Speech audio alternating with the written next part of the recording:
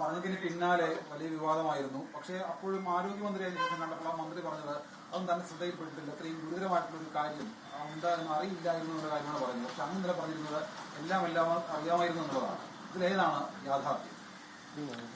അല്ല, ഇത് ആർക്കെങ്കിലും ഒരു ഗുരുതരമായിട്ടുള്ള പ്രശ്നം ഉണ്ടാക്കണമെന്നോ അല്ലെങ്കിൽ ഈ ഒരു രാഷ്ട്രീയ ഉദ്ദേശിച്ചിട്ടോ ഒന്നും ഉണ്ടാക്കിയ ഒരു വിവാദമോ പോസ്റ്റോ ഒന്നുമല്ല. മാത്രമല്ല, ഇന്ന് ഞാൻ ഇത് മീഡിയയെ അഭിമുഖീകരിക്കുന്നതും ഇതുപോലൊരു വ്യാജ പോസ്റ്റ് വല്ലതും ഇട്ടിട്ട് ഞാൻ കയറി വിളിച്ചിരിക്കുന്നു എന്ന് ജനങ്ങൾ മനസ്സിലാക്കണ്ട എന്ന് വിചാരിച്ചിട്ടാണ്. ഞാൻ ഇട്ട കാര്യങ്ങളെല്ലാം പരമാർത്ഥമാണെന്നും അതിന് വിശദീകരണം തരാനാണ് രാവിലെ ഞാൻ മീഡിയയെ അഭിമുഖീകരിക്കാൻ തയ്യാറാകുന്നത്.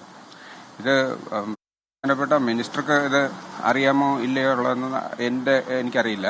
പക്ഷേ ഇത് ഞാൻ അറിയിക്കാനുള്ള മേലധികാരികളെ ഇത് കൃത്യമായിട്ട് അറിയിച്ചിട്ടുണ്ട്. കാരണം എനിക്ക് മിനിസ്റ്ററുമായിട്ട് നേരിട്ട് ആക്സസ് ഇല്ല. ഞാൻ റിപ്പോർട്ട് ചെയ്യേണ്ടുന്ന ആരാണോ എൻ്റെ പ്രിൻസിപ്പലിന്, കാരണം അദ്ദേഹത്തിന് ഇതിന് വലിയ അറിയില്ല. കാരണം അദ്ദേഹം പുതിയതായിട്ട് ജോയിൻ ചെയ്തിട്ട് ഒരു മാസം പോലും ആകുന്നില്ല.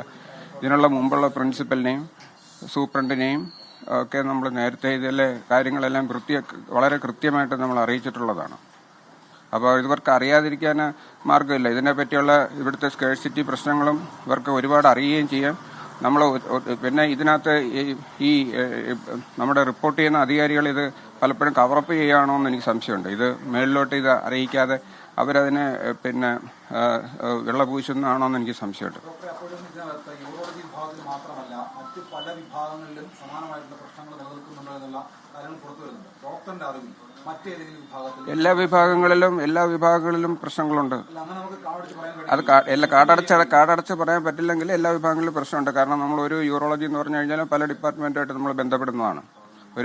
ഇതൊരു ഒറ്റ ഫീൽഡിൽ മാത്രമല്ല ഒരു പേഷ്യന്റ് നമ്മൾ നോക്കുന്നത്. അതും പല ഡിപ്പാർട്ട്മെന്റുമായിട്ട് ബന്ധപ്പെട്ടിട്ടുള്ളത്. പക്ഷെ അവിടെ എന്തൊക്കെയാണ് സ്കേഴ്സിറ്റി എന്നോ അവിടെ നടക്കുന്ന എന്തൊക്കെ പ്രശ്നങ്ങളുണ്ടോ എന്നൊന്നും എനിക്കറിയില്ല. പക്ഷേ പ്രശ്നങ്ങളുണ്ട് എന്നുള്ളത് എനിക്ക് പറയാൻ പറ്റും. അത് മാത്രമല്ല, എന്തുകൊണ്ടാണ് മറ്റു വകുപ്പ് മേധാവിമാർ ഇങ്ങനെ ദൗർലഭ്യമുണ്ട് എങ്കിൽ അത് അഡ്രസ് ചെയ്യാത്ത എന്തുകൊണ്ടാണ്? അവരാരും ഭയമാണ് ഇവരുടെ എല്ലാവരുടെയും പ്രശ്നം.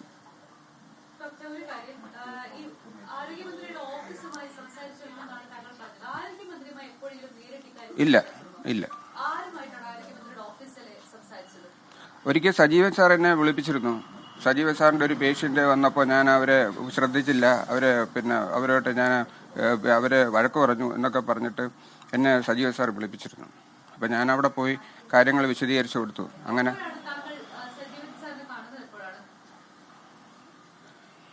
ഉദ്ദേശം എനിക്ക് തോന്നുന്നത് ഒരു വർഷമെങ്കിലും ആയി കാണുമെന്നാണ് തോന്നുന്നത്. ഞാനത് കൃത്യമായിട്ട് ഓർക്കുന്നില്ല. ഇത് ഞാൻ അറിയിച്ചിരുന്നു. അദ്ദേഹം ഈ പേഷ്യന്റിന്റെ പ്രശ്നങ്ങൾ എന്നെ ചർച്ച ചെയ്യും. അതിനകത്ത് കാര്യമായിട്ട് കഴമ്പൊന്നുമില്ല. ഞാൻ അങ്ങനെ മനഃപൂർവ്വം വഴക്ക് പറഞ്ഞൊന്നുമല്ല. ആ പേഷ്യന്റ് ഓപ്പറേഷൻ ചെയ്ത് പോവുകയും ചെയ്തു. പക്ഷെ അദ്ദേഹത്തെ കൂടുതൽ സമയം വിനിയോഗിച്ചത് ഞാൻ ഈ ഡിപ്പാർട്ട്മെന്റിന്റെ ഇത്തരം ഡെഫിഷ്യൻസീസ് അദ്ദേഹത്തിനെ ബോധ്യപ്പെടുത്താനാണ് കൂടുതൽ സമയം ഞാൻ ഉപയോഗിച്ചത്. അതിനുശേഷം ഞാൻ അന്ന് തന്നെ അദ്ദേഹത്തിന്റെ നമ്പർ വാങ്ങിക്കുകയും ഇതുപോലെ വാട്സാപ്പിൽ അദ്ദേഹത്തിന് കാര്യങ്ങൾ ഞാൻ അറിയിക്കുകയൊക്കെ ചെയ്തിരുന്നു.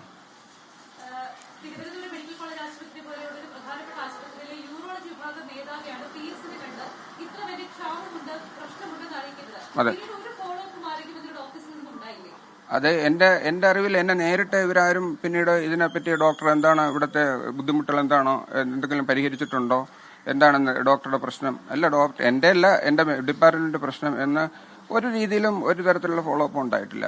ഇത് മാത്രമല്ല, അതിന് ശേഷം വന്നിട്ടുള്ള ഈ പല രാഷ്ട്രീയ പ്രമുഖരോടും ഞാൻ ഡിപ്പാർട്ട്മെന്റിലെ കൊണ്ടു നടന്ന് ഇതിനകത്ത് ഉള്ള പ്രശ്നങ്ങളൊക്കെ അവരെല്ലാം നേരിട്ട് പറഞ്ഞു കൊടുക്കുകയും ഇതിന് പല രീതിയിൽ പിന്നീട് അവരെ വാട്സാപ്പിലൊക്കെ എഴുതി കൊടുക്കുകയും ഒക്കെ ചെയ്തിരുന്നതാണ്.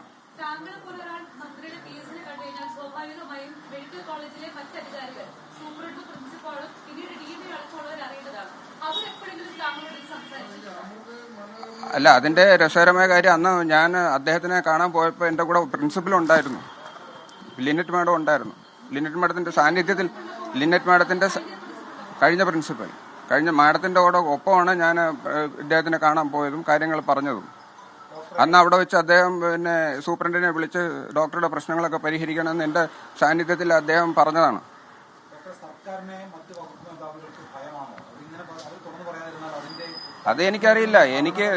ഞാനും കുറച്ചാൾ ഭയപ്പെട്ടിരിക്കായിരുന്നു. എനിക്ക് പക്ഷെ ഭയത്തിനേക്കാൾ ഉപരി എനിക്ക് പിന്നെ രോഗികളോട് എനിക്ക് കുറച്ചും കൂടെ കടപ്പാട് എനിക്ക് തോന്നുന്നു. അവർക്ക് അവരുടെ ബുദ്ധിമുട്ട് കാണുമ്പോൾ എനിക്ക് എന്റെ ഭയം ആസ്ഥാനത്താണെന്നാണ് എനിക്ക് മനസ്സിലാകുന്നത്.